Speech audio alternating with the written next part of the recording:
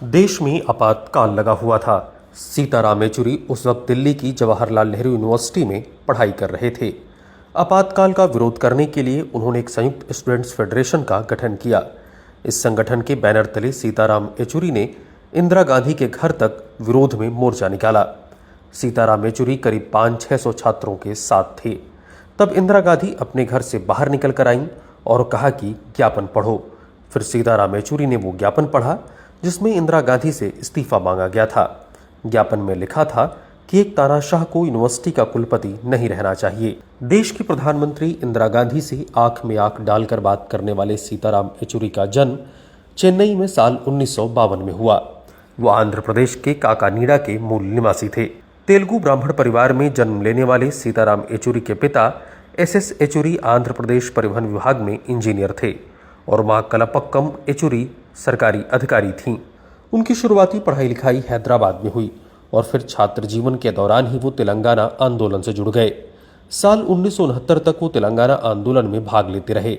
बाद में वो दिल्ली आ गए। सीताराम येचुरी ने दिल्ली के सेंट स्टेफेंस कॉलेज से ग्रेजुएशन की पढ़ाई की और फिर आगे की पढ़ाई के लिए जेएनयू आ गए। वामपंथ के छात्र संगठन स्टूडेंट्स फेडरेशन ऑफ इंडिया का जेएनयू में शुरुआत से ही दबदबा रहा। जिस वक्त देश में इमरजेंसी लागू हुई उस वक्त विश्वविद्यालयों में छात्र नेता सक्रिय भूमिका निभा रहे थे। जेपी के आंदोलन के समय जेएनयू में छात्र संघ की कमान सीताराम येचुरी के पास ही थी। वह 3 बार यहां से चुनाव जीते। साल 1974 में येचुरी एसएफआई में शामिल हुए। आपातकाल के दौरान कुछ महीनों बाद उन्हें गिरफ्तार कर लिया गया। जेल से रिहा होने के बाद वो जेएनयू छात्र संघ के अध्यक्ष चुने गए। साल 1978 में वो एसएफआई के अखिल भारतीय संयुक्त सचिव बने और उसके अगले साल फिर अध्यक्ष बने। यह रोचक बात है कि इमरजेंसी के दौरान सीताराम येचुरी उसी जेल में थे जहां बीजेपी के नेता अरुण जेटली थे। सीताराम येचुरी साल 1985 में मार्क्सवादी कम्युनिस्ट पार्टी के केंद्रीय समिति में चुने गए और सिर्फ 40 साल की उम्र में साल 1992 में पोलित ब्यूरो के लिए चुने गए। 19 अप्रैल 2015 को विशाखापट्टनम में हुए पार्टी के 21वें अधिवेशन में उन्हें महासचिव बनाया गया। उनसे पहले प्रकाश करात यह जिम्मेदारी संभाल रहे थे। ऐसा कहा जाता है कि पोलित ब्यूरो के सामने करात ने ही येचुरी के नाम का प्रस्ताव दिया था। साल 2015 में जब सीताराम येचुरी को महासचिव बनाया गया उस वक्त वामपंथी राजनीति बुरे दौर से गुजर रही थी।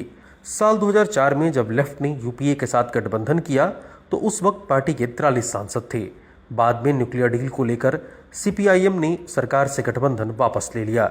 इससे पार्टी को नुकसान हुआ और 2014 में पार्टी के सांसद सिमटकर सिर्फ 9 रह गए। सीताराम येचुरी ने महासचिव बनने के बाद फिर से पार्टी को संभाला। 2019 में वह एनडीए के खिलाफ चुनाव लड़ने के लिए कांग्रेस से गठबंधन भी करना चाहते थे, लेकिन पार्टी के पोलित ब्यूरो में प्रकाश करात ने इस प्रस्ताव का विरोध कर दिया।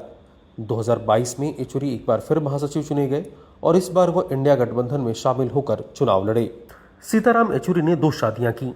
उनकी पहली शादी वामपंथी कार्यकर्ता और नारीवादी डॉक्टर वीना मजूमदार की बेटी इंद्राणी मजूमदार से हुई।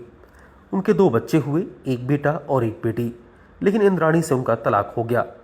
उन्होंने दूसरी शादी पत्रकार सीमा चिश्ती से की। उनके बेटे आशीष येचुरी का कोरोना के दौरान निधन हो गया था। वहीं उनकी बेटी अखिला येचुरी प्रोफेसर हैं।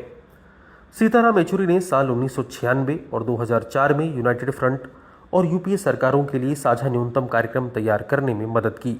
बाद के सालों में उन्होंने सीपीआईएम की उस ऐतिहासिक गलती की कहानी सुनाई जो साल 1996 में की गई थी। उन्होंने याद दिलाया कि आखिर कैसे और क्यों पार्टी ने साल 1996 में कैसे भारत का पहला मार्क्सवादी प्रधानमंत्री बनने देने का मौका गंवा दिया।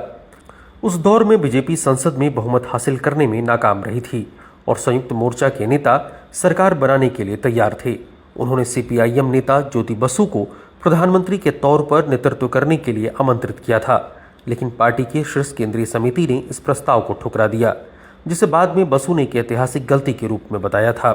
येचुरी उन 3/4 सदस्यों में शामिल थे जिन्होंने इस कदम का विरोध किया था, लेकिन ये पता नहीं है कि उन्होंने बाद के सालों में अपनी राय बदली या नहीं।